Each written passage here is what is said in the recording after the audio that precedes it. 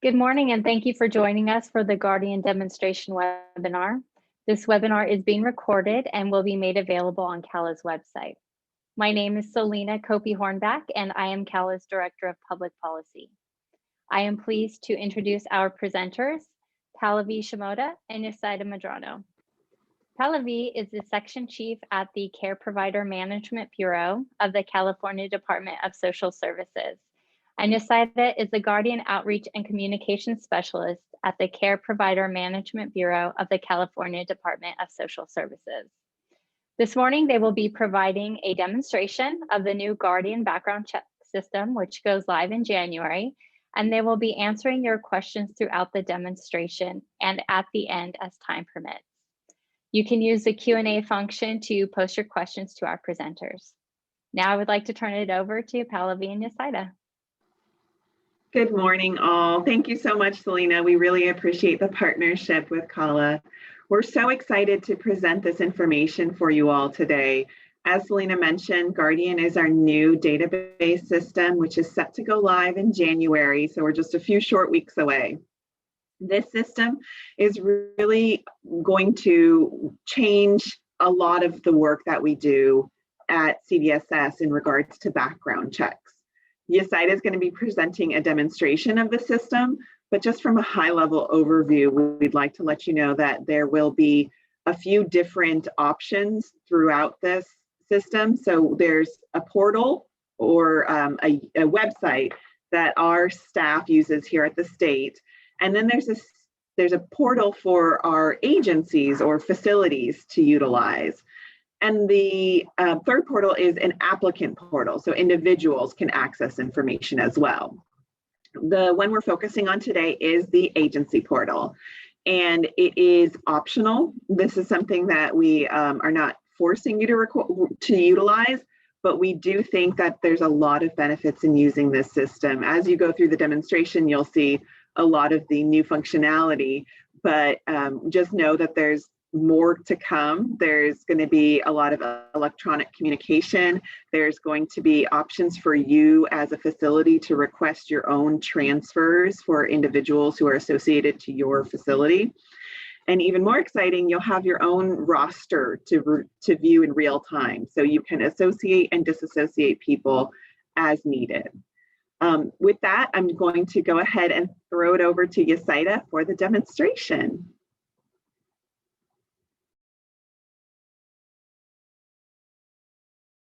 I was muted, I apologize. Thank you, Pallavi.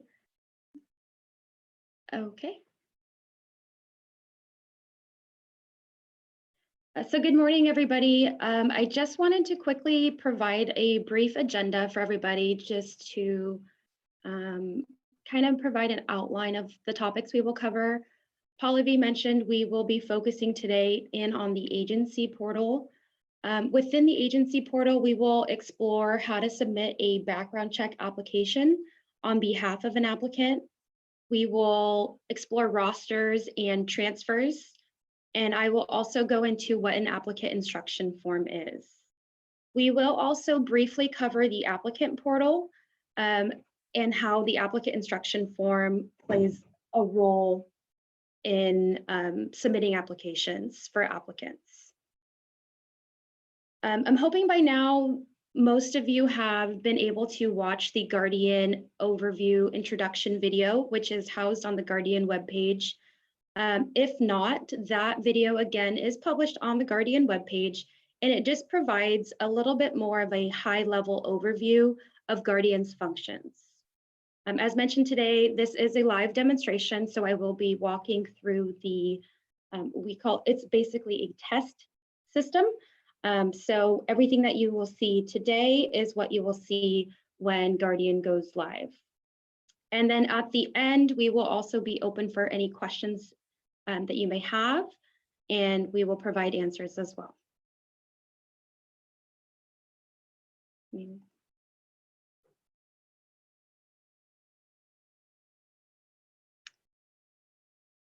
Also, before I get into all of the information I'm going to provide you, I'm just going to mention a couple different things. As I mentioned, Guardian is a test environment. So all of the data you will see that I input or search is basically fake data used to just demonstrate for demonstration purposes. Also, with Guardian launching, we have kind of moved away from utilizing the term facility to reference a facility. Guardian utilizes the term agency and provider to reference a facility. So as we go through a lot of these screen shares, just to make everybody aware, every time you see those terms, I'm simply referring to a facility. So as user accounts are created for facility users, you will receive a notification in the form of an email, and I will show you. It's going to look very similar to this. It's going to provide the link which you can access your Guardian portal, and it'll provide you with a temporary password. The department has started creating user accounts for facilities based on a licensee user access form. So if you are an agency who still needs Guardian access or has not submitted the licensee user access form, those are available on the Guardian webpage, and the email address to submit those are also available as well. Yasaida, really quickly, Yeah. Is this where they would be able to add another executive director or administrator as someone who can work on behalf of their facility? So the way that the licensee user access form works, we are requesting licensees to submit them, and we are creating initial user accounts for these licensees. We have, and I will, we have user guides and videos on how to add an additional user to a Guardian agency, which means basically if I am the licensee of a facility and I would like to add you, Selena, as my administrator, I can create that user account for you and give you access and permission to access my agency and Guardian. Oh, great. And that user guide and that video is actually already published on the Guardian webpage for anybody to refer to if need be. And sorry, it'll be accessible on the Guardian webpage. And we can include that link as well when we send out follow-up information. Yes, sounds good. Perfect. So the first scenario I'm going to run us through is how to simply log into the Guardian portal. So again, your link will be included in that welcome email, and it'll route you to your agency homepage. This is what you will see when you select the link, and it just provides terms and conditions. And once you review, you have to select OK to get to the actual login screen here. So I'm just going to enter my username and password, get logged in.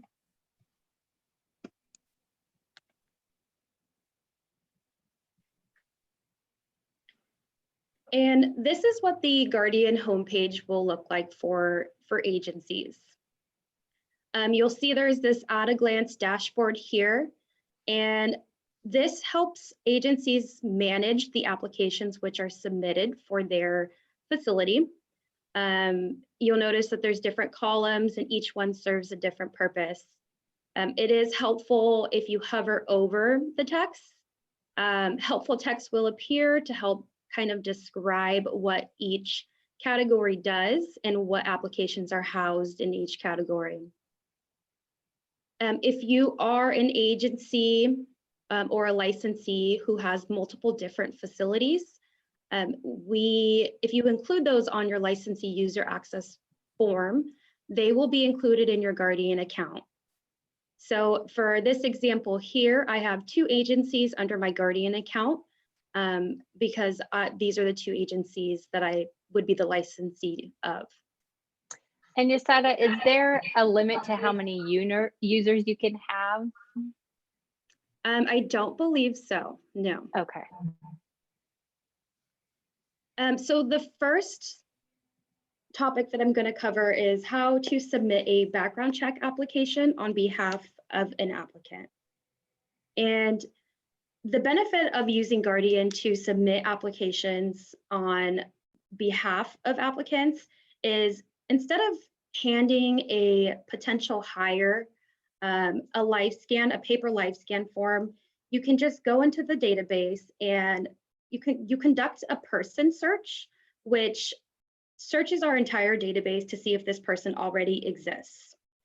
If they do, and they have a valid clearance or a valid exemption, you can actually initiate the transfer process on your own and have this person associated to your roster in real time. Now, again, the benefit of this is to cut out the Caregiver Background Check Bureau and the regional offices kind of as the middlemen. You're able to conduct it in real time, and then it's instant. So to both search the database and submit an application, you would access Applications and select Add New. And before I get more into this, I just wanted to state that user guides are being created, which will cover all functions that agency users will be able to use Guardian for. Today, I'm just going to cover a few, but the user guides will be the best tool to kind of learn more about the database and what exactly you can do in the database. And we also have videos that we are working on, which will essentially walk you through the same thing that the user guide covers, but it's just more of a live view of it. And those, both the user guides and the videos, will be housed on the Guardian webpage as well, once they are published. So again, I selected Applications, Add New, and we get to this search criteria page. You will notice there's some text on the screen here, which just helps with inserting information. The requirement for entering search criteria is to enter one search item per row. So you must at least enter either the social security number, the driver's license, or the applicant's 10-digit personal identification number, which these are created by CDSS, the Caregiver Background Check Bureau, and a combination of either their last name or their date of birth. So today I'm again making up a fake person. So we are going to search by their social security number. And I'm going to use a last name. And then you simply select search. And again, Guardian is conducting a search of this applicant in the entire database. So if they had a valid clearance or a valid exemption, when you select search, Guardian would actually route you to this person's page. And then at that point, you can initiate a transfer. And we'll get a little bit more into that a little bit later. But again, for this purpose, I'm going to select Add New Applicant. And then you will be routed to the personal and demographic information page. And this page is essentially creating the profile for the applicant. So it's just going to require some, again, demographic information and personal information. You will notice that some of the fields here are required, and those are marked with the red asterisk. You will also notice that the applicant's email address is a required field. The reason being is that when an application is submitted in Guardian, applicants also receive an email notification from Guardian, which allows them to access their applicant portal, which Pallavi mentioned earlier. It also allows them to upload any exemption or background check documents as needed and access their live scan forms. So again, I'm just going to go in and enter fake data here for this applicant. Yasaida, as this new system is implemented, will licensees and administrators still get paper notifications in the mail of changes and approvals or notifications, or this is all going to be done virtually now through this system unless they're not utilizing it? Is that how it will work? Yes. So they would they receive an email, or how would they know if there's something missing in this new system? For agencies or applicants, I'm sorry. Agency. Well, I suppose both, but probably from the agency perspective, if they have a new person that is beginning with them, or they're moving someone to their into their facility and they're transferring their exemption or however their background, how would they know if there's something missing? So this is Pallavi. We will still be communicating by paper when additional information is needed or if an exemption is required, if a facility chooses to receive notifications by paper. If the agency or facility chooses to use Guardian, that information will come electronically.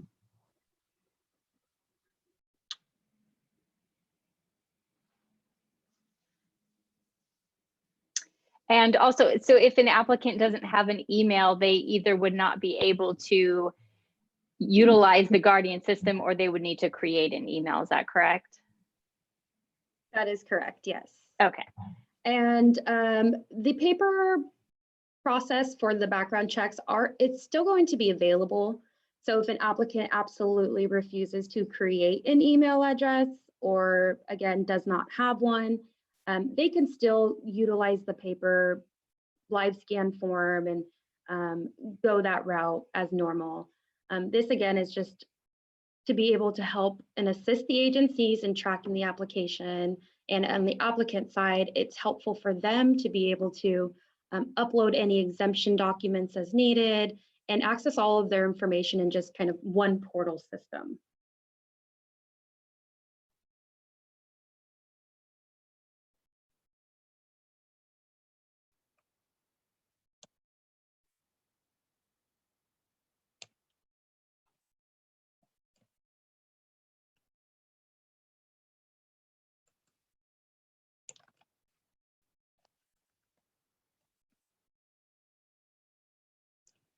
And then at the bottom here, it gives you the option to add an alias for an applicant. If an applicant does have an alias, which can include like their maiden name, or just another name that they have gone by, or even a social security number or date of birth that they may have used, it allows you to enter that. And again, you can enter as many as needed here.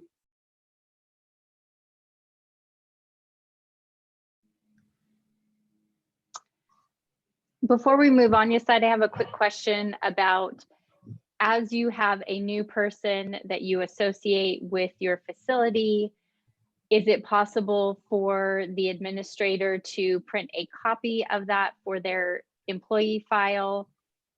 And also a roster, would they be able to print a roster of all staff? Yes, so I will go into how to access your roster after we think, yeah, that's actually the next topic I will cover. Okay. So you can actually, you can, as an agency, you can access your roster, you can print it, you can view the list of applicants who have submitted applications for you, for your agency. So you'll be able to manage all of that.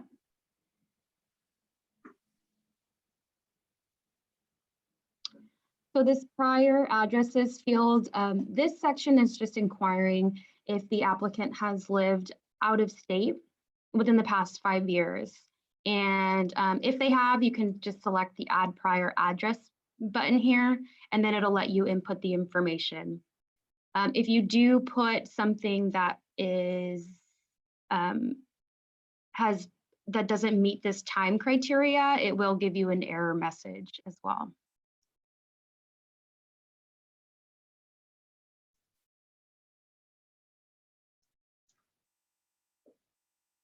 So we are now brought to the pre-association information page. This is where you get more into the application process of this process.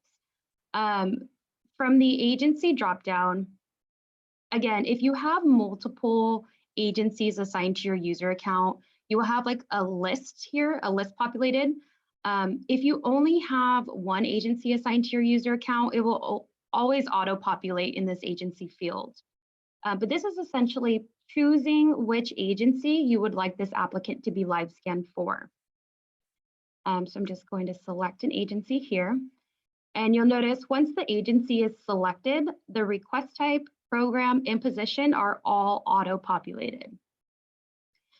This position drop-down here is simply selecting the, as it states, the position that this applicant is applying for. So for this purpose, I'm just going to say our test applicant is an employee. And then once you are complete with this page, you can just select next to continue on.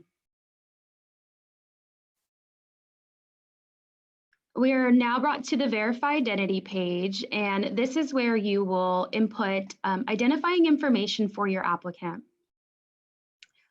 So from the documents dropdown, you'll see a list of identity documents you may use.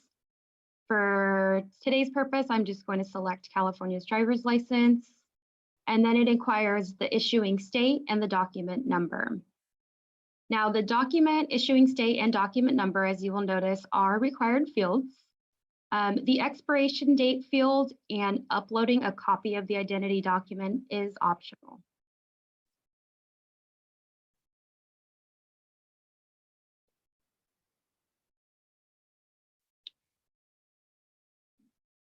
And I will mention these two features, or these two buttons at the bottom of the page here. Once you complete or get to this page here, the Guardian does allow you to save and close an application.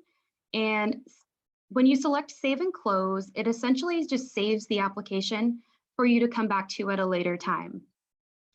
So you can utilize this button here, and then you can access this application at a later time by selecting, by selecting not yet submitted applications from your navigation bar, and this category is also in the at a glance table. This withdraw button will completely withdraw the application, so it'll essentially wipe out everything that we already input. When you do select withdraw, it does give you kind of a confirmation box in case you accidentally do select it. It won't just wipe out your application.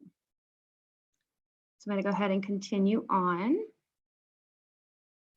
This page is not applicable to licensing agencies. There's no required action that needs to be taken here. You will just simply select next. And this page also does not apply to licensing agencies. It's simply informing you that a payment is not required for this application. This screen is mostly for home care aides who want to be on the registry and have that registry fee, and trust line applicants who also want to be on the trust line registry. So we will continue next. And then the last portion of this is just the data review page. And this just lets you review all of the information that was input during the application process.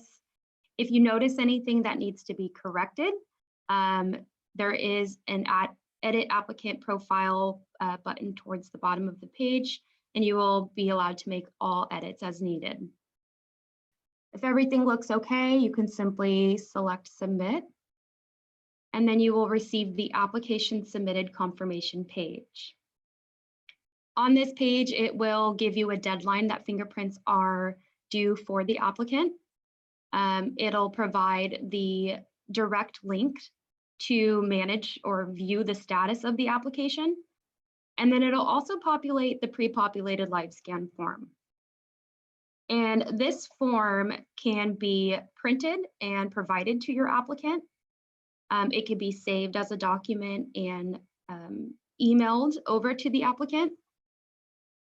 Or, as mentioned earlier, because the email address is a required field for the applicant, they will also receive an email from Guardian with a link to either to register and access their Guardian portal, and within their portal, they can also access this live scan form. So you'll notice that the information that we did input has populated onto the live scan form, as well as all of the important live scan information. So they will simply take this pre-populated live scan form to a vendor and then be live scanned. So when submitting an application on behalf of an applicant, there is the requirement that we upload a copy of the applicant's disclosure form, which is more commonly known as the LIC 508. So you will, as an agency, have to obtain this from the applicant. It must be completed and signed, and you will have to upload the disclosure into the system to complete the application process. If you forget or do not submit the disclosure, Guardian will actually send you an email notification kind of reminding you that the application is not complete due to not submitting the disclosure or the LIC 508. So I'm going to quickly walk us through or briefly walk us through what that looks like. My biggest tip for the disclosure section part of the application is once you get to the application submitted confirmation page, taking note of this application number here, because that's the first item that the next step is going to ask for.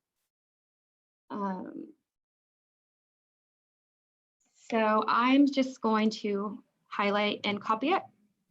And then to access the disclosure portion, you are going to hover over applications and access application administration. And again, all of this information is going to be in a user guide, which you can, it'll provide step-by-step screenshots. And then we also have videos to assist with navigating through Guardian.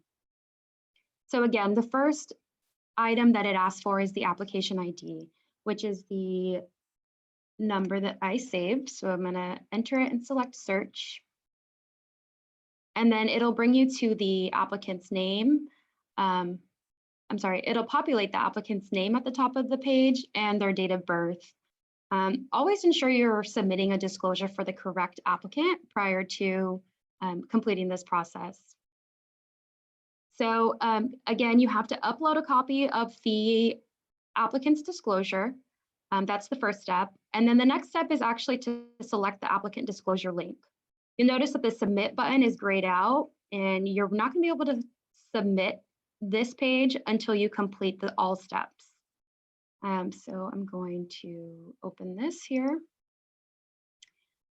Again, the disclosure page is going to request the application number, your applicant's last name, and their date of birth. So I'm going to enter this.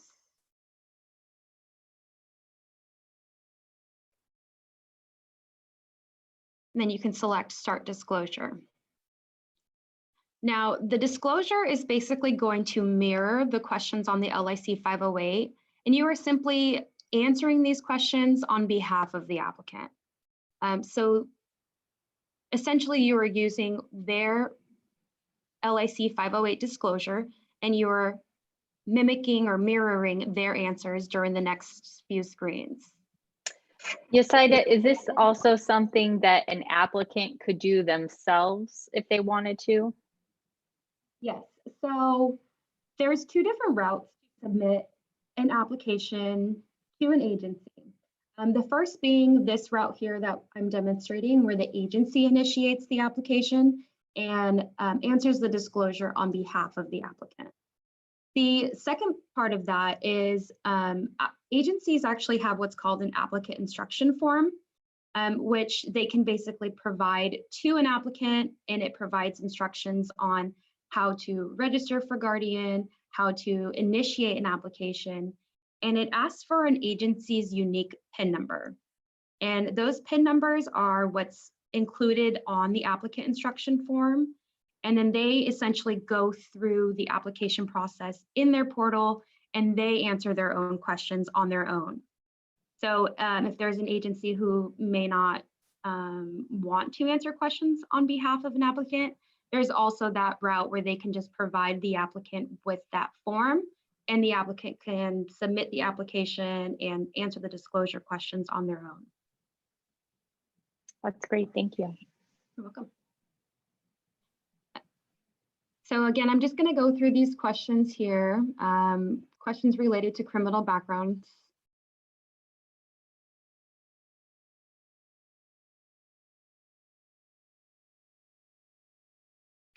And then once it's complete, you'll have this complete disclosure, complete confirmation page. And then you can just return back to the Guardian portal. Again, this button is going to be grayed out until I upload a document.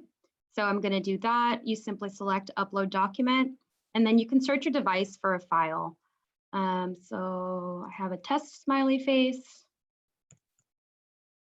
Again, document name, maybe instead of test, we can do test CALA.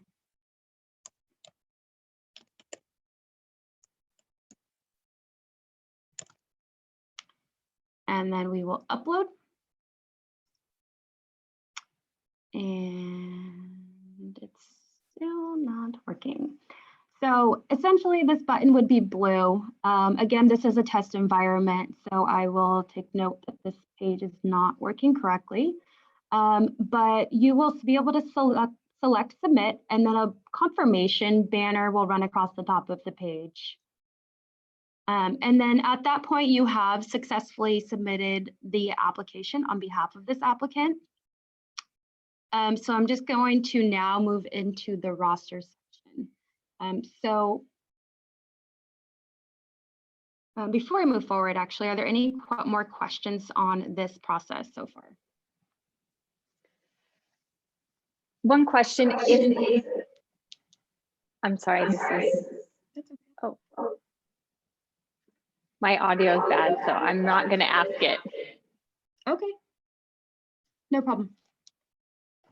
Yes, Ida, there is a question. Could we also just have them sign the 508 form and upload it? I'll go ahead and answer. I'll go ahead and answer. Yeah, we do want them to sign the 508, and we do want you to upload it. But for Guardian to recognize that the correct form has been uploaded, we need those questions answered by clicking on that link that Yesaida is showing right now. So we need both. Thank you. Okay, so I'm just going to return back to the home page here. So again, to access a roster, you will simply select the rosters option on the navigation bar here, and you can select roster. I should have mentioned this earlier, but you will see when you hover over each of these tabs at the top of the Guardian homepage, there are different options that allow you to do and access different various parts of the Guardian system. So again, I'm just going to access roster here. And you'll notice this search criteria section will populate. I find the easiest way to search for your agency roster is just to select the agency dropdown. Again, if you only have one agency assigned to your user account, that will be the only agency available in your agency dropdown. So I'm going to select my daycare. Another thing I want to actually point out is this association status dropdown field. It'll auto-populate the search criteria field to active. And when you leave it on active here, it just will provide you a list of applicants who are currently associated to your roster or your agency. You can change this by selecting separated if you would like to see someone who was separated from your agency, or you can select all to see a mixture of both people who are currently associated and people who are disassociated. So for this purpose, I'm going to select active and just hit search. And then you will see I have my agency's roster populate. We have Test Kala, which is the applicant that we just submitted an application for. I want to highlight this determination column here because this is probably one of the most exciting features for agencies. This determination column will allow you to track applicants during their background check process. So again, this test person that we had just input has an in-process determination status, which just means that they're currently going through the process. They either need to still submit fingerprints or they are going through the background check process with the Caregiver Background Check Bureau. As final determinations or final decisions on backgrounds are made, you will see these determination statuses change. So for example, we have an individual who's eligible, which just means that they're cleared to work due to an exemption approval. We also have an individual who is eligible due to a background check clearance, which again, you will see in the determination column. For those who receive a not eligible determination status, you will also see those on your roster in red, and it will provide a reason for that as well. So this person here was denied an exemption. You may also notice this disassociate from roster notification here. As an agency, when determinations are made on your applicants, you will have to go in and manage these applicants when a final determination is made. So someone who is not eligible obviously should not be working and should not be associated to your agency. So I will show where to find this, but Guardian actually kind of compiles all of those for you, and it'll make it a little easier to manage these applicants. As mentioned earlier, there is the print option if you would like to print your roster. This CSV file feature will just export your roster into an Excel data spreadsheet, which is also printable as well. While we are on this page, I will demonstrate how to disassociate someone from your agency. Again, for not eligible applicants, it allows you to just simply select this button here. But if, let's see, my test person, if I was no longer interested in employing this applicant who's still in process, I can simply select the edit feature under the actions column, and this edit association box will populate. Now, you'll see that the association status for this person is permanent, which just means that they're associated currently. So from the drop-down, you're actually going to change them to separated. And then it requires you to enter a separation date, which I will enter today. And then you will simply select save. Now you will see that this person's association status has changed to separated. And then now there's an end date or association end date populated in this field as well. And if I were to refresh this page, again, my association status is on active. That person is removed from my roster. Any questions on this rosters page?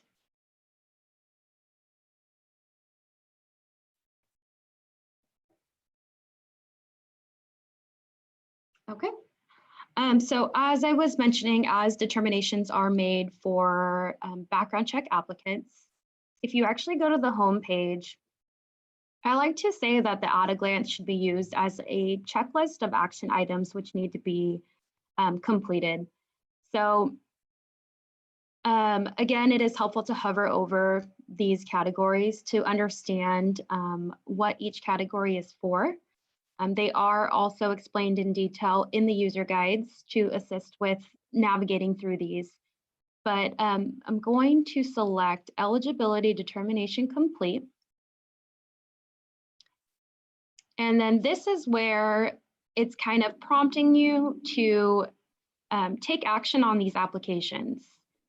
Again, all of the not eligible applicants will have you disassociate them from your roster because they are not eligible for hire.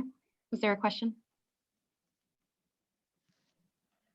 Okay, sorry, I heard some background.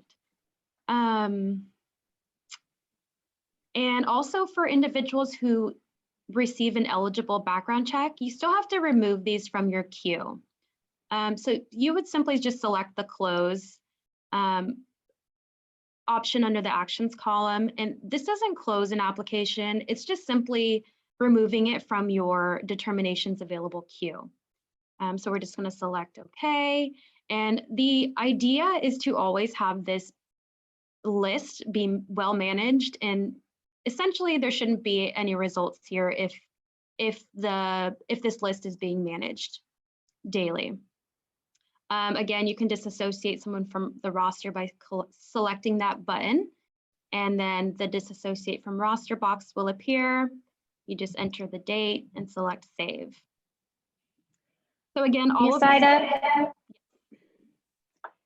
if someone is no longer an employee and they're disassociated, can they be reinstated as an employee? yes. So if somebody, for this person, if they wanted to go work somewhere else, I disassociated them from my roster. Are you asking if they could come back to my agency as an employee? Yes. Yes, they can. And that, I will actually demonstrate that next. You would basically, as an agency, initiate a transfer. So you would just locate that person in Guardian, and then you can associate them back to your agency.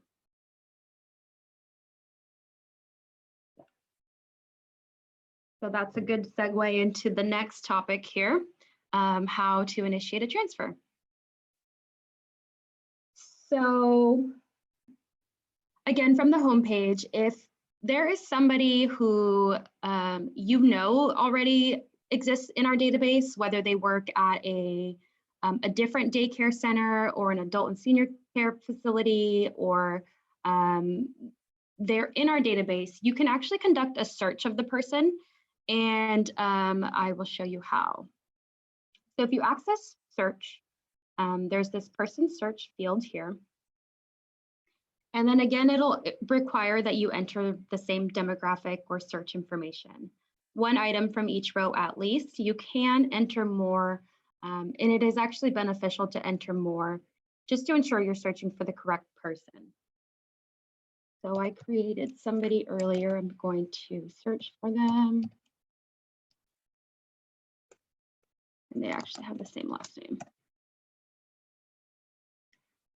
So again, when I conducted that search, it automatically routed me to this person's summary page. And then you will see kind of the same information as when we initiated an application. You'll see all of their demographic information. And if any updates need to be made, you have that ability to make those edits. And then you have these tabs up top as well. There won't be anything populated here. But again, the user guides go into a little bit more in depth on what each tab does and how to utilize each tab. But say I want to associate this person to one of my agencies. Once you locate their person summary page, you can select the Add New Application feature or button. And then it just starts walking you through the application process, which was demonstrated earlier. So it is the exact same thing. You're just going to kind of go through the screens, pick which agency you would like to associate them to. Again, these fields will auto-populate. If I want to associate this person as an employee, you can select that and then just kind of continue on entering all of the required information.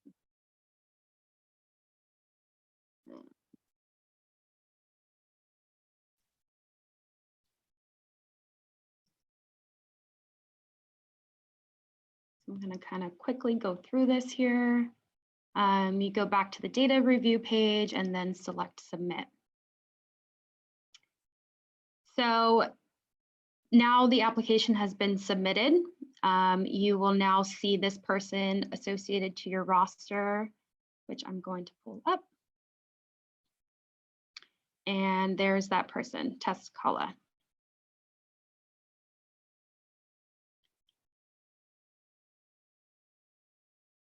Any questions on the transfer portion of this?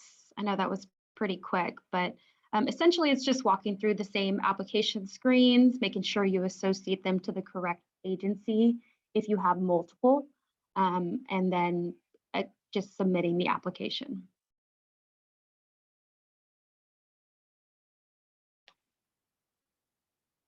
Okay. So now I'm going to cover the applicant instruction form, which I mentioned earlier. So again, if you're an agency who would just prefer that applicants apply for your agency on their own, you can provide them with an applicant instruction form, and those forms are generated in Guardian. So to access those, you will hover over the Applications tab and select Application Forms. Now it's going to give you this drop down here. Again, if you only have one agency assigned to your user account, that one agency will populate here. Because I have two agencies under my user account, I will select which agency I'd like to generate the form for and select Generate Form. Now this payment box will populate, and for licensing agencies, it doesn't necessarily matter which one you select. This is more intended for home care services registrants and trust line registrants. It just initiates who will pay the registry fee. So again, it doesn't necessarily matter which one you select, but I will select applicant, and then you simply select display report. And what will happen is it'll generate this applicant instruction form, which again can be printed and provided to your applicant, or it could be saved and emailed. On this applicant instruction form, again, they have their link to access the Guardian applicant portal. Has some instructions, a little bit of instructions here. And then the main thing is that this applicant instruction form provides the agency's unique PIN number. These PIN numbers are created by Guardian. They are not published anywhere else, and it's specific to each agency. And I will walk through the application for an applicant, just so you can see what this agency PIN number does. So now I'm going to kind of switch roles here. I'm going to pretend I'm an applicant and I'm applying for USIDA's family daycare. So if I was given this form, I would access the link here, which I already have up. And then if they're a brand new user, they can register as a new user here. But I already have an account, so I'm just going to log in.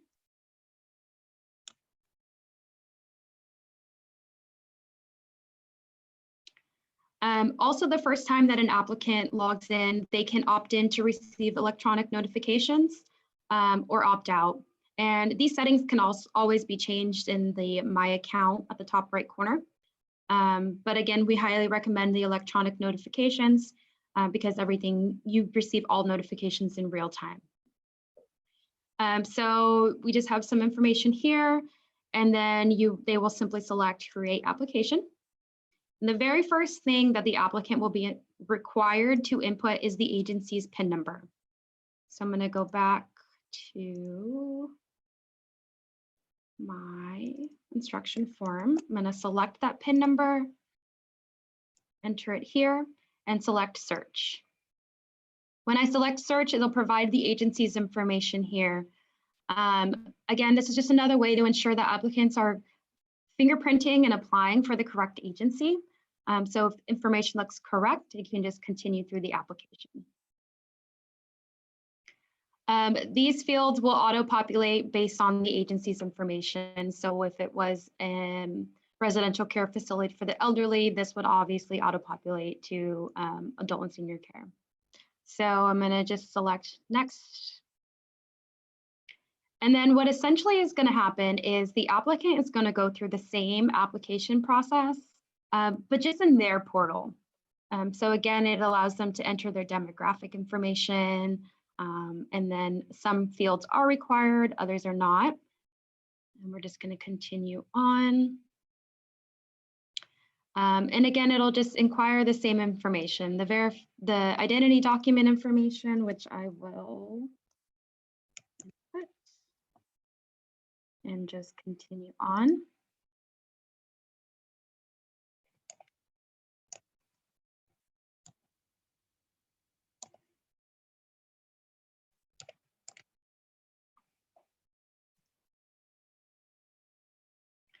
This is just inquiring if the mailing address is the same. I'm going to leave it selected and continue on. And then it inquires the prior addresses question, same as in the agency portal.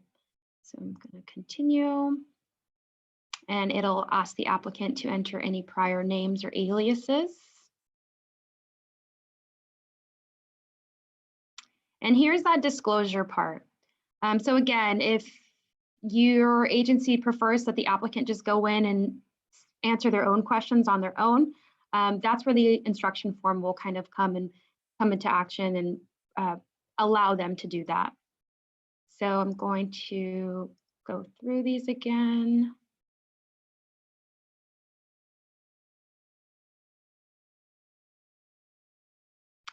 Again, this payment page is more so for registries. They won't have a fee to pay, so they can select next. And then this is essentially the data review page. They can kind of review all of the information input, make any changes as needed. And then if everything's correct, they select this box and select finish.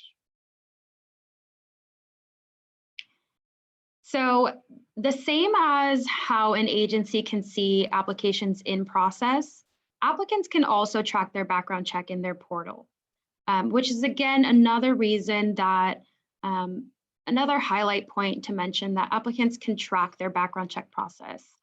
They also have the ability to upload any documents, which again, if they have to go through the exemption process, it just expedites the whole process and allows the Caregiver Background Check Bureau to access those in real time.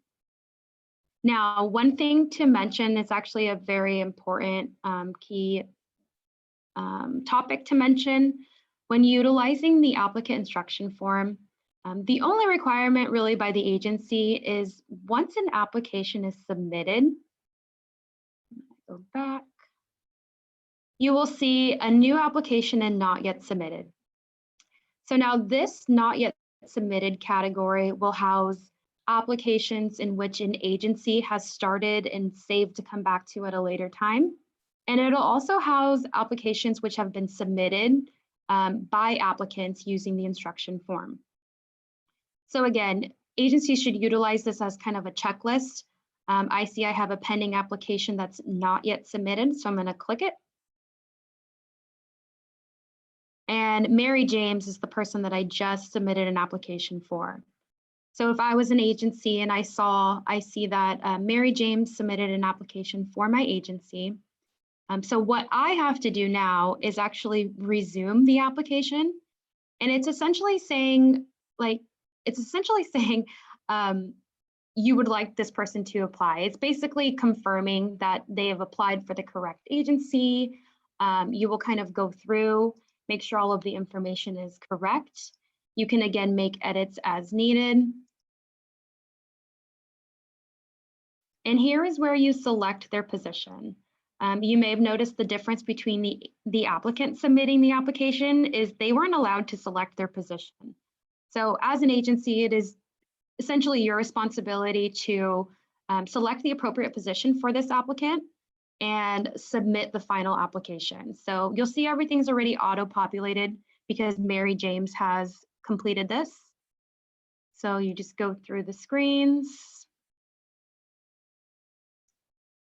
review the data, and then select submit. And then I will go back to the home page just to point out that that pending application is no longer there.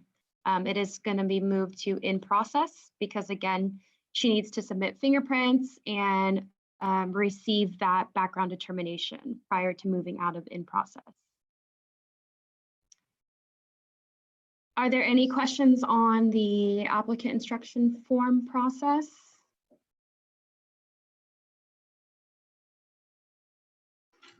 I don't see any questions, Zaida.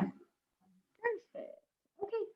Well, that's all I have to demonstrate. So if anybody has any questions about Guardian in general or anything that was demonstrated today, feel free to input those questions into the chat box.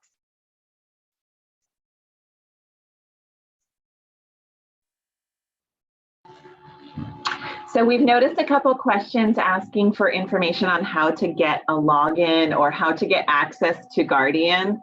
We have a form, the licensee user access form, which needs to be completed by the licensee. And the form is available on our CDSS webpage, which we will share with all of you. I'll go ahead and make sure that Selena has that. So when we send that out after this session, everyone has access to that. Then we have another question. If we see someone trying to associate with us, but we do not recognize them, can we stop that process? Yes, this is a very exciting change. Now anyone who wants to associate to your facility has to get that applicant instruction form or the PIN number from you. So they would have to start with you to get that information before they can get access to associate to your facility. So if you're contacted by someone and they don't want to, and you don't want to hire them, you would not provide that information to them. Hope that answered your question. Got another question here. How do we process an exemption transfer request? Great question. It's very similar to the information that Yasaida showed with the associations.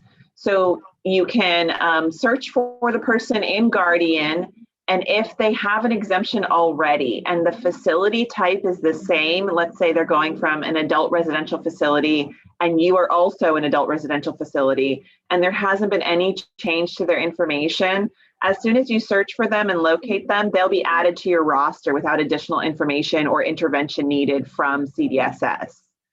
If you prefer not to use Guardian, we still accept the paper process. So absolutely feel free to continue to send the exemption transfer request form, the LIC 9188.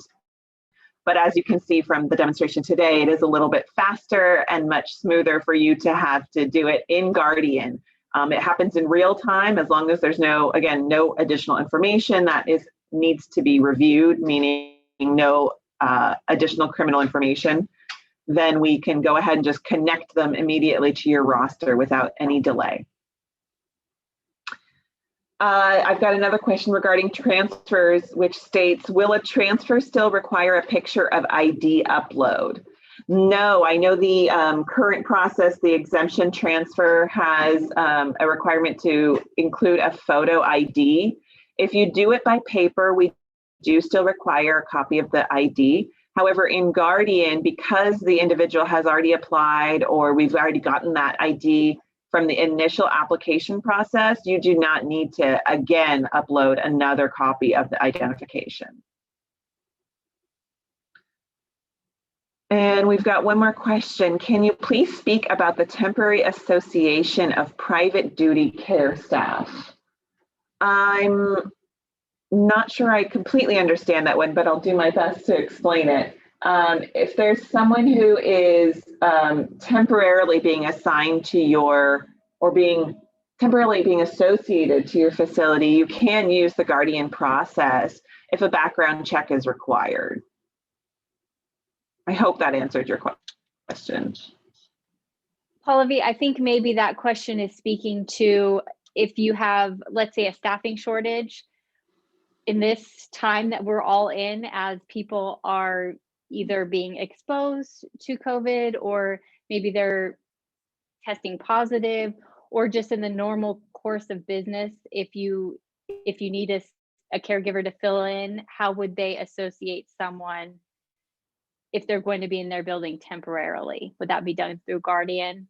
Yeah, anyone who is required to be background checked can be associated to the facility through Guardian. So Okay. if that is someone who either has access to clients or confidential client data, and the requirements state that they do have to be background checked, you would use Guardian to add them to your roster. Great. And then as we've shown all throughout, it happens basically in real time unless there's some reason that they can't be associated, and then that agency or facility would be made aware of that through the Guardian system that they cannot associate that person. Correct. We have a question about the Zoom recording that we're doing. I will be sending out an email after this session when we have the session uploaded to the CALA website. We'll have a place on our website where we house this and other information about the Guardian background check system. So anyone coming to our website will be able to find it very easily. And that link will go out into the email to all of our members. There's a question here also, can we use Guardian for private caregivers even though they are not our employees? If the current requirements state that you need to associate a private caregiver to your facility now, then that would be the same in Guardian. That's the requirements regarding background checks are not changing. So I'm not super familiar with the private caregiver requirement, if that's something that you're contracting with them temporarily, or if they are background checked through another facility and that gives you the authorization to use them as your employee temporarily. Either way, the situation would be the same. So if current state is that you have to submit a transfer request for a private caregiver to be added to your roster before they can work in your facility, that would continue. If not, then that also continues. Great. And just so everyone knows, the slide that is up right now, that contains information where you can go if you have any questions, if you need support as you're going through this process, take you to the webpage as well so that you can access the training materials that Yesaida discussed, and also to get you started on this process. Hopefully everyone on this webinar has already been to the Guardian webpage and has accessed some of those materials, and maybe has even started this process either for the Hero Awards or just to get prepared for January when it goes live. And Pallavi, will they be able to do all of the things up to the point of, I guess they can create an account at this point while it's not live, and they can they begin to associate employees with their facility? That's a great question, Selena. Thank you for bringing that up. Actually, no, at this point, there isn't all the functionality just because we haven't gone live yet. So right now, anyone who either has access or is looking to gain access, when you do get into Guardian, you'll notice that the pages don't quite look the same as what Yesaida showed you today because of the limited functionality that's available. You are able to set up your account and change your password and add security questions and add additional users. So if you want to get that structure set up, this is a great time to do this so that when January 15th comes, you're ready to go and start viewing those rosters and adding employees if that's your desire. That's great. And then how will they know as soon as it's live, if they're not, thinking, oh, great, today's January 15th, it's live, I can start associating people. How will they know that the system is ready to go? I absolutely understand that. I don't think January 15th is as important to anybody except for me and Yesaida. So we will be sending out communications. Once you enroll with Guardian, we have your email address and we'll be sending out periodic blasts, kind of email notifications to let you know 1 week until go live or today's the day. So absolutely, there will be continuous conversations and communications from CDSS. That's great. What would happen if someone gets locked out of their account? There is a self-help option. If someone has already established their account, if they click on forget password, they can actually respond to security questions that they have set up, and that will help unlock them. But if for some reason there's any kind of issue where they can't get into their account or their security questions aren't responding the way they thought they would, that second email address on the slide in front of us, Guardian Login Support, is the best contact. Okay. So here's a question. If I assist with associating multiple employees that have to travel to different locations, what would be the best approach to manage and oversee multiple locations? The multiple employees would probably be best served by being associated to the different rosters throughout your organization. So if it's, Mondays they work at a location in Sacramento and Tuesdays they're in San Francisco and et cetera, they can be on all of those rosters, and you as a licensee or you as a agency can have access to all of your multiple locations with one login in Guardian. So you can easily associate them between the different facilities that are under your umbrella. Okay, that makes sense. And someone has new hires that are starting in the coming weeks prior to January 15th, and they've had some problems finding them on the CDSS site for clearance. They want to know if they're still able to use that site. So that site is available until January 15th. It will be decommissioned after January 15th. So for the question of, can you still use it? Yes. If you're having trouble locating people, contact us at the Caregiver Background Check Bureau, because it could be that some information was mistyped or somehow got associated to the wrong facility, or there could be a number of reasons. And that's one of the biggest reasons we've implemented Guardian, is because we've seen a lot of errors happen when the information is not transmitted accurately. So we're really hoping Guardian is going to help limit that information or misinformation.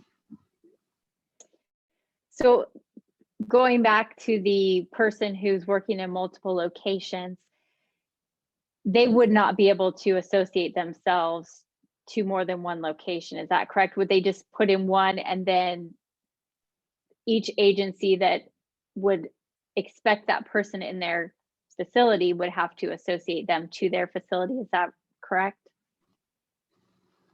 If I'm understanding correctly, the individual who's performing the association, so the person who's logging into Guardian to say, I want Jane Smith at this facility, that user needs to be added by the initial user. So if the licensee gets access to Guardian, they can set that user up to have access to a number of facilities, or however the structure needs to be set up. But if the question is regarding an employee being associated to multiple facilities, that can be done with the user who has access to all the multiple facilities. Okay, so I me hope that answers the personally, question. right? So if I work for 5 different communities, I'm a corporate person, and I have to visit all 5 of my communities that I'm responsible for. I would not, as an employee, be able to associate myself to all of those facilities. I would have to have the user associate me to all of them. Is that right? Correct. Yes, that is Okay. accurate. Okay. And is there a phone number in addition to the email addresses that people can call to speak to a live person if they have questions? Sorry, I was on mute. Yes, there is a phone number. However, because of the current COVID situation, the phone number is not being manned as much as it has been in the past. So the delays, there may be a slight delay in phone responses. Okay. But if you would like to, you can call us at 888-422-5669. You will probably have better luck getting a hold of us by email, but the phone number is available, 888-422-5669. And if someone's email address changes, they would go into the system and have access to change their email. Is that correct? Absolutely. Okay. Yes, Selena, that's correct. They can update their own email in the self-help options, which I believe are titled My Account, when you get into Guardian. Okay. The one thing that as an employee you're not able to do unless you're a user is to associate or disassociate yourself, because you can say I'm going to be working at ABC RCFE, but they have to, as the user, go in and actually associate you. And then when you leave, they would disassociate you. So all that's done from the user perspective. Yep. Okay. Exactly right. Thank you. So if someone chooses not to submit their applications for new hires through Guardian, would they still be notified of clearance? I guess the usual way, they can check the website, and if there's an exemption process, they would receive that through the mail. Yeah, so if there's a facility who chooses not to use Guardian, they can get information via mail. If they would like faster response time, we recommend Guardian for sure. But Right. the exemption requests, the exemption letters, and communication via mail will still occur. It may be less communicative via mail. Some of the letters that we currently send out, like the approval letter for an exemption and a clearance letter, those are not being mailed out. Those will require you to contact us if you choose not to use Guardian, which is another reason that we strongly recommend Guardian. Okay. Someone is asking how long the old system will be available as the transition occurs. It's not going away though, right? There still is the option to utilize the system as it currently stands. Yeah, so if you're referring to the paper process, absolutely. The paper process to submit fingerprints via live scan, that's not going away at all. You can always submit transfer requests by paper as well. Those are all still in place. The system that is being decommissioned is that DOJ clearance site. That one is being turned off on January 15th. Okay. I would also throw in there on behalf of Guardian that this is a great new system. And I know I'm excited, and I know that Yesaida and Pallavi are excited, and I hope all of you are as well, that this is going to be something that really makes your lives easier and things will be done so much faster. So hopefully everyone will want to transition over to Guardian as soon as it is available. So there's another question about, will there be written instructions step by step on how to add, remove, or transfer background checks? Absolutely. We're right now, Yesaida and myself are working on some user guides, which are very detailed in the step-by-step instructions. It provides screenshots of the system as well. Those are not available on the Guardian webpage yet, but when they do become available, they'll be on the website, which is the third link on your page there, called Guardian webpage, the cdss.ca.gov page that ends in /Guardian. So it's a little long. I'm not going to read the whole thing, but user guides, and again, video tutorials for all these specific functions that you saw today. So hopefully those will help you as you get acclimated to Guardian. Okay. And we have time for a couple more questions. One question, will people still receive their roster reports from the regional office? The roster reports that are sent out annually, I believe the report name is the LIS 555.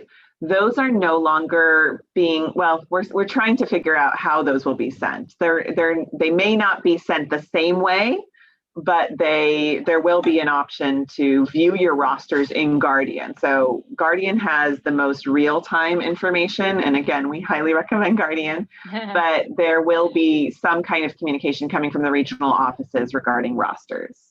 Okay, and I assume for anyone, if they choose not to, for some reason, use Guardian, that's when that would really be something that they would want. And otherwise, as you mentioned, they can print it and view it from Guardian, so they'll have access to that at all. Yeah, and that's a great point, Selena. Even if somebody doesn't want to use the add application or the transfer functionalities, even if you just sign up so that you can view your roster on a regular basis, you don't need to do any other functionality. It's a really good idea just to get the login so you can see what's happening, and then your comfort level may start to grow as you get more and more used to the system. Yeah, they could start off with baby steps, right? So one final question, do we need to create applications in order to receive clearances for those who submit via the paper form? No, that's a really good point. Thank you for bringing that up. If you submit information by paper, you do not need to create an additional application in Guardian. If you prefer to do everything by paper and just send your applicant to LiveScan, there's nothing else that needs to be done in Guardian. You would get information from us by paper. So we would ask you for that criminal disclosure form, the LIC 508.